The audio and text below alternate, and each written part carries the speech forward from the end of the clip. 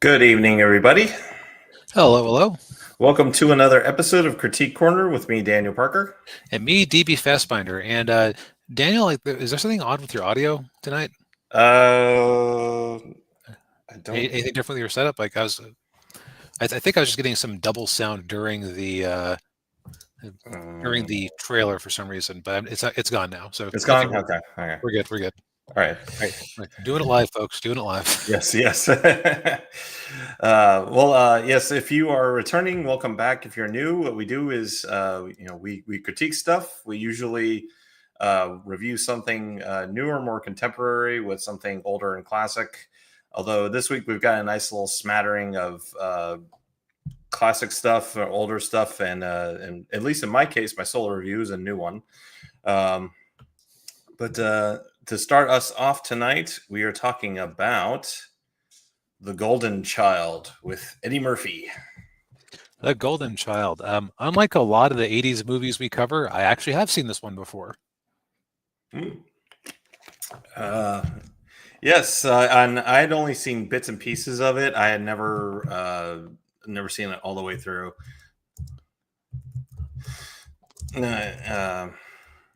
But yeah, it's definitely one of his lesser known movies, or it's certainly of his movies in the 80s, because you have to remember in the 80s, like Eddie Murphy was huge. Right. um Beverly Hills Cop was enormously big. I think that by with modern inflation, it comes out to being $1 billion film. yeah, it's I think, yeah, after inflation, I think it's still the highest grossing R-rated movie of all time. It might be, I don't know, although Deadpool Wolverine might have beaten it. Um but yeah, I mean, this movie didn't really didn't get the love of the other movies, and I think this movie flopped, if I recall. Um, Really? The Golden Child. Let's look it up. Because I can definitely see, like, if you come in expecting another Beverly Hills Cop, yeah, you're not getting another Beverly Hills Cop at all. And yeah. okay, so this was not in fact a flop. Budget is estimated between 12 and 25-ish million, with a total box office of 149. Oh, okay. However, that would be a relative disappointment for, like, if you budgeted this thing expecting another Beverly Hills Cop. Yeah, yeah. Um, although, and this movie came out 87. Is that right? 86, but December 86. 12th, Okay. 86. So basically 87. Yeah, yeah. I think it came out the year right around the same time as Big Trouble in Little China, which that movie kind of had the same feel to it. With the whole East Asian mysticism. And that movie Right. didn't do very well either. Yeah, Um, I mean, poor what's his name. When it comes to like the box office, didn't just never appreciated John Carpenter. no, it didn't. No, it didn't. Yeah. Um, and then, yeah, this, like I said, I think this movie, I think this was after or before Coming to America. So, it didn't hurt Eddie Murphy's career that badly. So I guess what you're saying is that the Golden Child is kind of the middle child of his '80s pantheon of greats. Pretty much, yeah. But yeah, but to get to the movie, so the plot revolves around the titular golden child, who's this. How old would you say the kid was? About Maybe 10, six. 6, 7, yeah. Yeah. Um, and he's he's like the savior of the world, basically. And he gets kidnapped by some evil dudes, led by the actor is Charles Dance, who uh, modern audiences will know him from Game of Thrones. And he was also the villain in The Last Action Hero. Mm. uh, but Yeah, and then but so the kid gets kidnapped, and then this young woman from Asia, from Nepal, Tibet. She goes to LA because there's this prophecy that they'll find the chosen one there in the city of angels, which is of course LA. And she finds Eddie Murphy's character, Chandler Jarrell, and he's basically like a social worker slash private investigator. Right. He specializes in missing children. Yeah. And so, of course, oh, hey, he's a perfect fit to help us find our missing golden child. Yes. Of course, they tell him about all the the mysticism that's all going on, and all the supernatural stuff. And of course, being the skeptical, Westerners, like, okay, yeah. What do you say? Yeah. But yeah, he eventually does kind of he gets really thrown into it when this teenage girl that he's looking for, she ends up, they find her body, and then he discovers that this girl was actually connected to this group of bad guys that kidnapped the golden child. And so that's kind of what sets him off on this quest. Even though throughout the movie he's just like not buying any of it, and he's just like, all right, yeah, whatever. Right. Now, this one's kind of interesting because it's very atypical for an 80s Eddie Murphy movie. Yeah. Like, for one thing, the movie is not at all uncomfortable with having long stretches of relative silence or lack of dialogue. Mm-hmm. I want to say it's at least like 5 minutes before anybody says a word, because the opening scene is Charles Dance's minions overrunning this Tibetan temple. Yeah. Yeah, and then you got the opening title sequence where it's just Eddie Murphy going around, being Eddie Murphy to some 80s, pop song. Right, which I believe the soundtrack was written by from the great movie Fletch, but also Beverly Hills Cop. Yes, yeah. Yeah, and so then but yeah, then like the rest of the movie is just trying to find the kid, and then they get kind of sent off on this other quest where they have to get this dagger, and they basically say, okay, well, if you get this dagger, we'll give you the kid back. So they have to go to Tibet to get the dagger, and that's when they meet Victor Wong's character. It was and anytime you have a movie with that's taken with Chinese characters, you have to have either Victor Wong or James Hong, or in the case of this movie, both of them. Right. Once James Hong passes, I guess they just aren't going to be allowed to make movies about Chinese people anymore, or Asian people in general anymore. Yeah.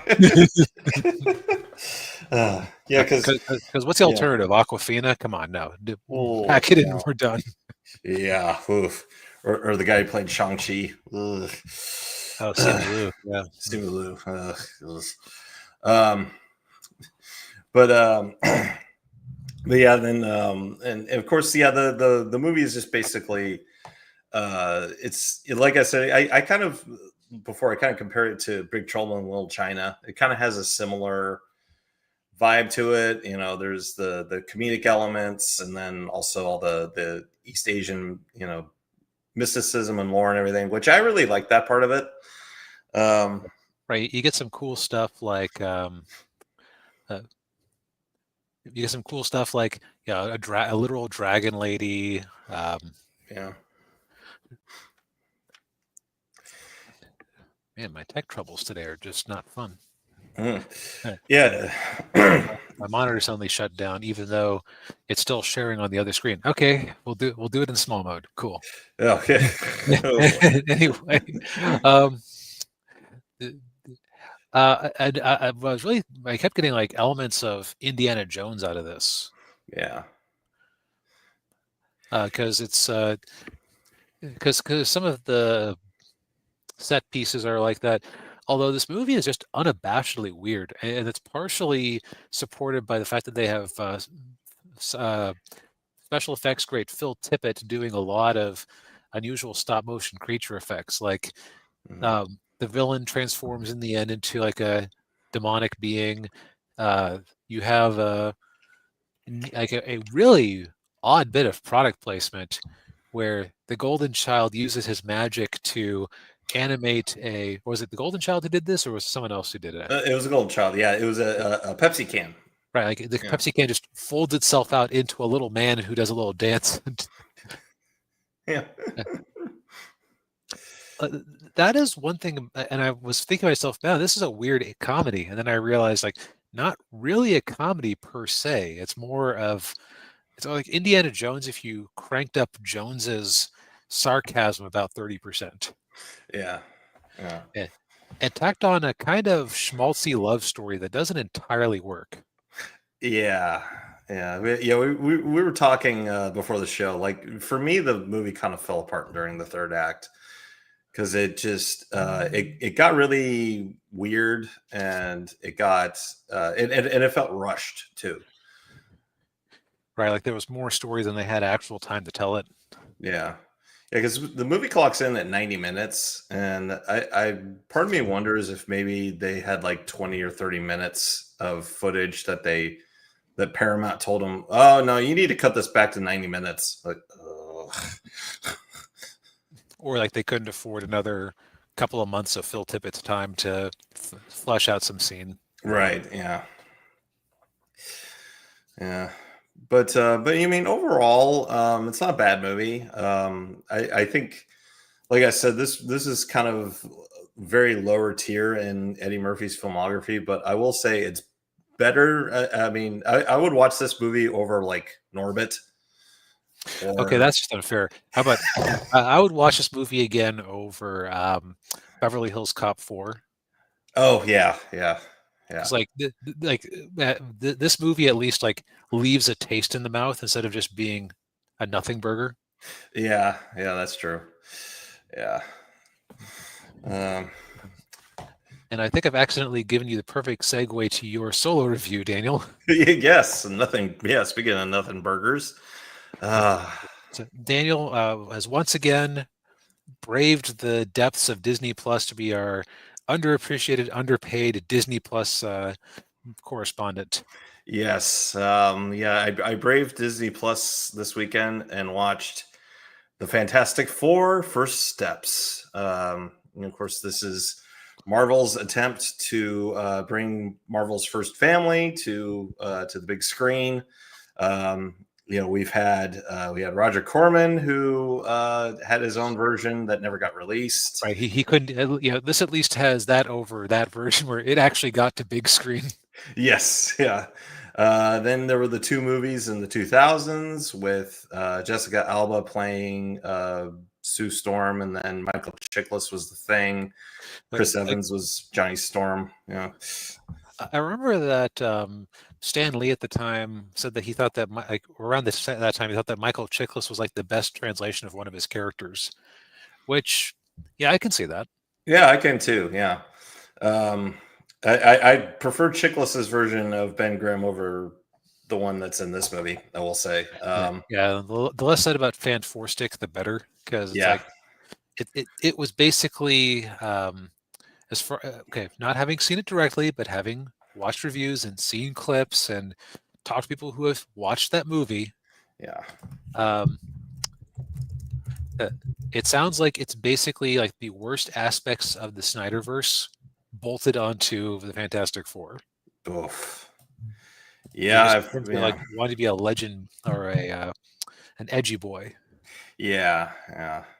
Well, which, given what I heard about the director, doesn't surprise me. But much like Roger Corman's Fantastic Four movie, Fan Four Stick was also made just so that 20th Century Fox could retain the rights to the Fantastic Four.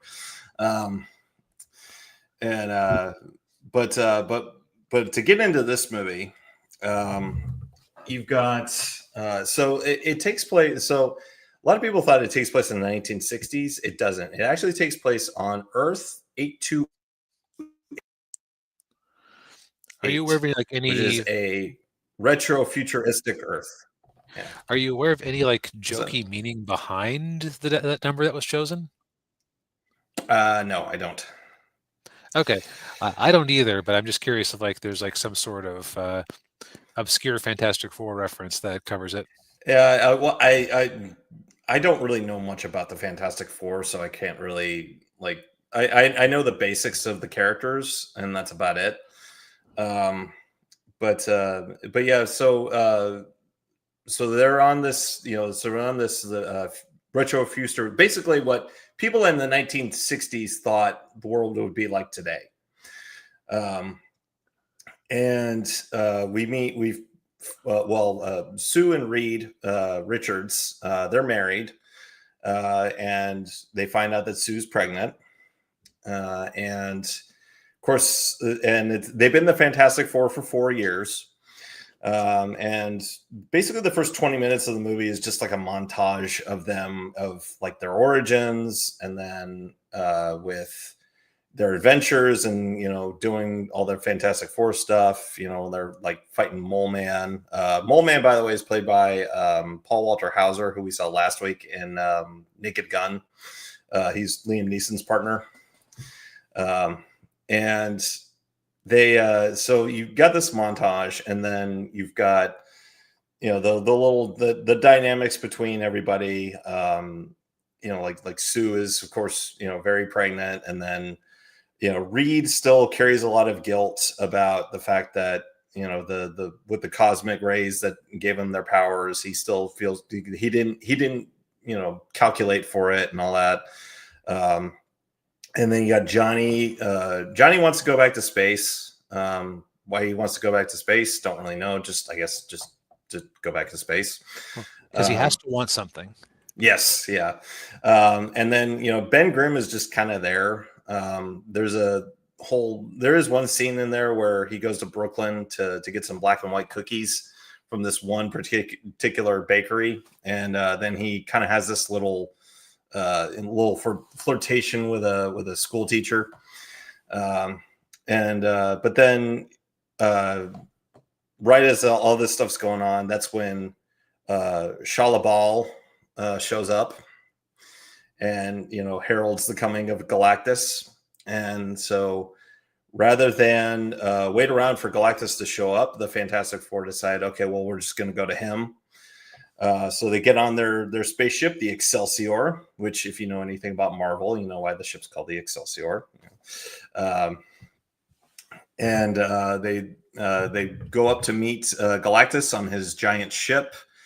And of course, Galactus discovers, of course, sees that Sue is pregnant, and then sees that their unborn son, Franklin, has the power that he wants to free him from his eternal hunger. So basically, Galactus wants Franklin to take his place. And so Galactus induces labor, and then as they're making their escape from Galactus, Sue gives birth, and of course, Galactus says, well, if you give me the kid, I won't destroy Earth. So then we have this whole ethical quandary about, well, what's the life of one baby for billions of humans and all that. And then the rest of it is just them trying to find another way to save the Earth from Galactus.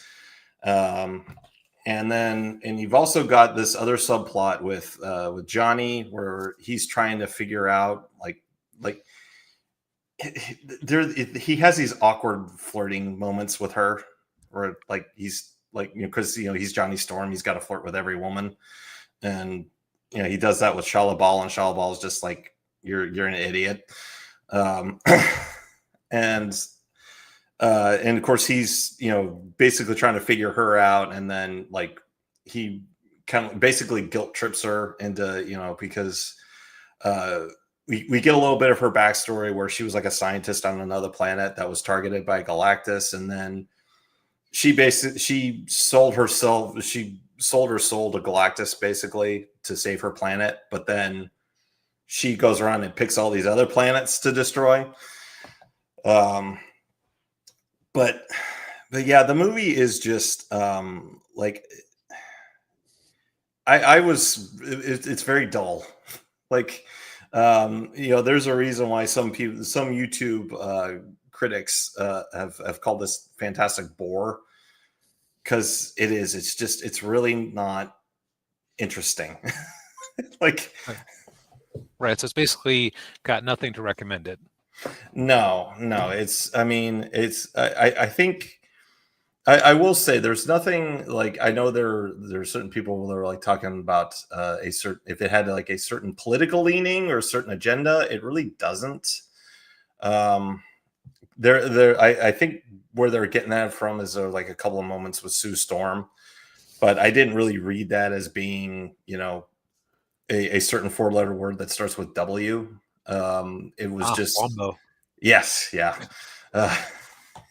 Get Wombo, go Wombo, get Slombo, right? Right, exactly. Yeah. I didn't read it that way. I just read it as a mom. She was a mom pleading for the life of her son. That's how I interpreted it. But the third act was just really like it was it was predictable. Spoilers if you don't want to be spoiled. So initially their plan was they built all these teleportation like pylons all around the world, and their plan was to teleport the Earth to another part of the galaxy so that Galactus couldn't find them, or it would take millions of years for Galactus to find them. Well, right as they're about to teleport the Earth, Shalabal shows up and destroys all of them except for the one that's in the middle of Times Square. And so then Reed comes up with the plan, like, oh, well, we'll use Franklin as bait to get Galactus into the pylon in Times Square, and then we'll teleport him to the edge of the universe. Well, care to guess what happens? He manages to just slough it off or something. No, he's about to. So what they did was they had Franklin in the middle there, and then Galactus is walking along Manhattan Island to Times Square to get Franklin. And then what they did was they blinded him for a second, swapped out Franklin's carrier for an empty one, and then right as Galactus is about to step inside there, he's like, no, and then he sees that the carrier that's in front of him is empty. So then he goes and gets Franklin from the Baxter Building. And they're not going to fool me. I'm Galactus. Yeah. Yeah. And then, big destruction, mayhem and everything. And then Sue uses all of her powers to push Galactus into the portal and then sends him away. But then Sue dies. And everybody's really sad, but then Reed puts Franklin on top of Sue, and then Franklin's powers bring her back to life. Like happens in reality. Exactly. Yeah. But yeah, this is just like it's. I would say it's not as good as Superman. They came out like a couple of weeks before this one. And Superman had its issues, but I mean, I enjoyed that movie more than this one. Right. Like Superman was like the movie had heart. Like it meant well. This sounds like it was like, okay, guys, we need something for the third quarter or for the whatever quarter for the summer. We need something for the summer season. And dang it, we're going to make this Fantastic Four thing work this time. Yes, and we got Pedro Pascal. What could possibly go wrong? Everybody loves him. He's a zaddy, right? That's what the kids are into. Yeah. God, I will never forgive this movie for forcing me to learn what that meant. Yeah. But although I will say, also a quick spoiler for the post-credits scene. They flash forward 4 years, and Franklin's a little kid, and Sue's reading him some stories, and then she goes back to the living room where he is, and guess who's in the living room with Franklin? Robert Downey Jr. Yes, but you don't see his face. You just see the hood and him holding the mask. Yeah. Because, as though they hadn't just completely spoiled that that's what they were doing. Yeah. Yeah. But yeah, I can't really recommend this movie. It's I don't know why. Like I don't know why it's so hard for them to make a good Fantastic Four movie. Yeah, it's strange because it's like if you could make a workable Guardians of the Galaxy movie, like Fantastic Four should be easy mode. Yeah. Yeah.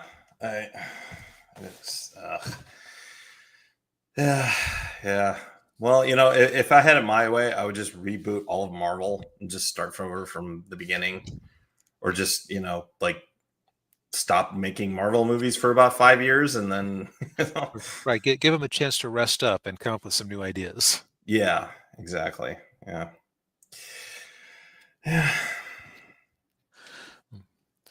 So what I hear you saying is that movie has nothing on King Kong. No.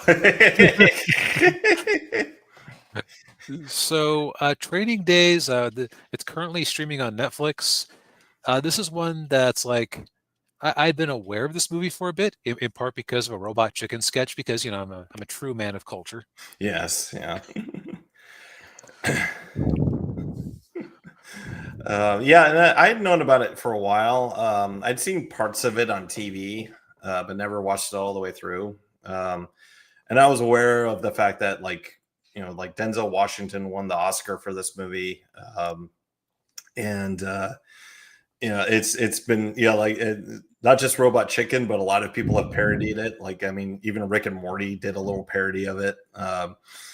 There's like a shot in Training Day that they basically just lifted right to Rick and Morty. As is their wont. Yes. But well, yeah, I think this movie was obviously Denzel Washington at his most unrestrained, as we were mentioning in the before the show. Right.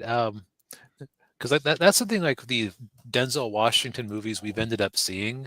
Like, okay, I've never like super impressed is the wrong word, but it's just like he's often very like restrained in his performances, and I think I find myself wondering, okay, what am I missing here? Yeah. But I think the movies we've mostly been watching are things like Equalizer 3, where he's an older man, just very kind of comfortable, right? Yeah. And just like an established character. Yeah. Or what was the other one we did? Man on Fire. Man on Fire, that's right. Yeah. Where yeah, that's another case where it's just a very restrained, quiet performance. Like, I didn't really get to see him going for the fences. Yeah. And also, Man on Fire was very much a melodrama. Yes, it was. Yeah. Yeah. Meanwhile, his character Alonzo in this one is just like, he keeps you guessing, man. Oh yeah, yeah. Like I don't think I've ever seen him as a villain before or since. I think about it. Yeah, I'm trying to think. Yeah, this is one of the few times he's ever played a villain. Yeah, he makes a good villain. I'll give him that. Yeah, like it makes you wonder why he doesn't try it more often. Yeah, because okay, so Training Day, it does in fact happen over the course of a single day. Mm-hmm. You have Denzel Washington plays Alonzo, an established narco cop who is training Ethan Hawke's Jake, who is looking to be assigned to the unit. And the second you see Alonzo, you think to yourself, for a guy who is like a narcotics cop, he's dressed an awful lot like a gang leader. Yeah. Yeah, and that plays well into what we learn more when we learn more about him and later in the movie. Um, yeah, and so basically early on, like you can tell that like just the way like he's just he makes like Ethan Hawke very uncomfortable at the start because he's making him like do things that he just like wouldn't do, Like he cajoles him into trying drugs. It's like, oh, yeah. a narcotics officer should love narcotics. That should be in his veins. Yeah, and of course he tells him that the weed he's smoking is it's bad weed. It's not very good. Right? Um, Look at all these stems, how immature the plants are. No, this is Mexican garbage. yeah. Of course, what he doesn't tell Ethan Hawke is when he smokes is that it's also laced with PCP, Yeah, that's which a little unfair to not mention that right up front. yeah, yeah. Uh, and so yeah, so during the course of the day, like he's doing all this like just you know stuff that just he's making him very uncomfortable and just really like He can't predict what's going to happen any more than we can as the audience. right, exactly, yeah. um and then he goes and gets a drug dealer who's played by Snoop Dogg, uh who's in a wheelchair. And Right. yeah, He just yeah. cuts a swath through like he is again, like he is 100% just like a pure drug dealer. Like Mhm. he's shaking people down, um, stealing money. Um, Yeah, yeah, there's a girl being assaulted, and Ethan Hawke, of course, he jumps in to try and help, and yeah, Alonzo just like he just wanted to see like, okay, I wonder how well Rookie's going to do in this situation. yeah. Let me get some popcorn, basically. Yeah, yeah, basically, yeah. But, uh, yeah, but then of course, then things really escalate when so throughout the movie you hear about he was in Vegas like a few days before something happened with a Russian, and you hear it pop up every now and then. And then it really escalates when he meets with these three old white guys who he calls the wise men, and they're like higher up government officials in LA. Um, and so it goes off the radio. They owe, like, he owes the Russians like a bunch of money. He owes like, was it like $3 million? I forget the Um, exact number, but yeah, and early on, it's like, oh, okay, we meet some of his crime associates, and everything seems nice and friendly, yeah, and then no, not so much. He betrays one of these seeming friends like a dog, returns him like a dog. yeah, yeah. Um, oh, he, of course, at the beginning of the movie, he tells Ethan Hawke that he's got a wife and 4 kids, and then they go into this other neighborhood, and he's got a side chick with a kid. Played by Ava Mendes, which you know what, if you're gonna cheat on your wife, that's probably Yeah, not yeah, not not a bad way to go. Yeah, yeah, no, right. Um, what I'll say about this movie is that it is you never like doubt the danger that Ethan Hawke is in, like, and it's interesting. Like, okay, so this is clearly like the most corrupt unit in the LA narcotics division. yes, yeah, Um, they are basically a unauthorized gang. Now you can have like some philosophical questions. Are the police just a legally sanctioned gang when you get down to it. Yeah. But this is just like blatant. Yeah. Like all of these cops are just so corrupt. Oh yeah. Uh, no flinching about lying, about pinning things on people, about like when they go to steal their money, like just they go to steal the money and they of course kill the witness and say, oh hey, yeah, Rookie did it, because of Yeah. course Yeah. because if you have 5 decorated cops say that Rookie did it, he's now complicit and he has to go along. They are trying to like get a sixth man. Yeah. Oh yeah. Yeah. And yeah. Justifiable homicide. Yep. Yeah. Yeah. And what was I going to say? Well, yeah. Of course, yeah. The LAPD, they had a long reputation for this kind of thing. This movie came out in 2001, so you're only a few years removed from like OJ and Rodney King and all Right. the other things that the LAPD was being accused of back in the 90s and 80s and 90s. Right. Not a great reputation in general. No. And yeah, so it's kind of it seems apropos that you would have just the most corrupt drug cops in all of LA in this one unit. Yeah. Yep. I don't necessarily want to spoil the movie too much because I think that people should definitely go give it a watch. Yeah. I mean, you just have like I mean, he won an Oscar for a reason. Like it's just a powerhouse performance from Denzel. Oh yeah. Like probably the performance of his life, at least from the movies I've seen with him in it.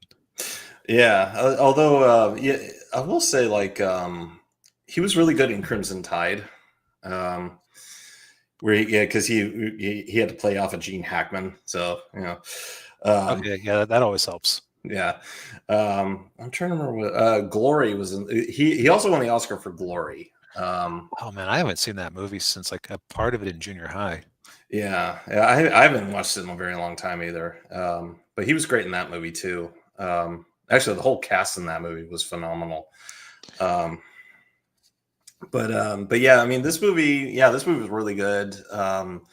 It's the other thing too is it was directed by Antoine Fuqua, who I believe he also did the Equalizer movies. Okay. And a few other movies here and there. And David Ayer wrote the screenplay. Yeah, when I saw that name pop up on the credits, I was like, David Ayer, the Suicide Squad guy? Yeah. And did all of Jason Statham's movies or his recent movies. Right. And I think that isn't necessarily too surprising because I wouldn't say this movie is deep per se. It's like a good showpiece for a bunch of performances. Yeah. Which that sounds harsher than I would ever intend it to be. Now that I think about it. But no. I mean, it's no. I agree. Like, it's a relatively simple story. It takes place over a constrained period of time, and it's like it kind of plays out the way you would. Actually, you know what? It's not really predictable at all. In the sense that it's like the Dark Knight, where you believe that the worst is going to happen because of the pattern they've established, and then people surprise you. Yeah. I wasn't expecting the ending that we ended up getting. No, I was expecting something more cynical. Yeah, exactly. The other thing I thought was funny is that so the robot chicken bit, and I had always thought it was so random that they had this movie of all movies mashed up with Godzilla. And it's like, well, what sense does that make? Like, what does this have to do with Godzilla? And then they get to a line where Denzel shouts, "King Kong ain't got shit on me," and I'm like, wait. That line from the Robot Chicken sketch is a direct quote. I was assuming it was like a paraphrase or something. Yeah. Yeah, actually, that scene might have been what got him the Oscar. Just that scene Yeah, alone. but no, Uh, like that. Also, just from like a directing perspective, this thing is so creative. yeah, There are so many. I always call it like a good sign in a movie that came out before like heavy use of CGI or for certain things. Like, how did they do that? Like, just some of the shots, like towards the end where somebody is running to their car and the camera just like pans through a tree or like through a bunch of branches at just like yeah, this perfect rate to track his motion. And I just was thinking, okay, how the heck did you do that? yeah. Just very, very well established and set and elaborate tracking shot, I guess. Yeah, Yep. yeah, But like they made use of a lot of interesting color gradients, like when Ethan Hawke is high on PCP, he like the world is green and yellow, yeah. and like without having to even like take a look at his face, you know something's wrong because it's like I was thinking to myself, I've never done marijuana, but I don't think that's what the world looks like on marijuana. Yeah, I was thinking that too. Yeah, I'm kind of like, okay, that's not. Yeah, that stuff must have been laced with something, and then sure enough, yeah, he's like, oh yeah, it's PCP. I'm like, oh, okay, that makes sense. And also too, like he's wearing. I don't know if you noticed. You look at his eyes, but like their pupils are dilated. I don't know if he was wearing contacts or if they like dilated his pupils. Uh, but I thought that was a nice touch too. Yeah, like this movie is like nice touch. The movie. Yeah, yeah, yeah, yeah. Yeah, there was a lot of great attention to detail. Yeah. Yep. So it's just a nice piece of art all the way around. Yes. Yeah. And as DB said at the beginning of the review, it is currently on Netflix. So definitely give it a watch. Yep. Yeah. So I think we've said all we need to say for tonight. Yes, indeed. Well, thank you everybody for tuning in. We appreciate it as always.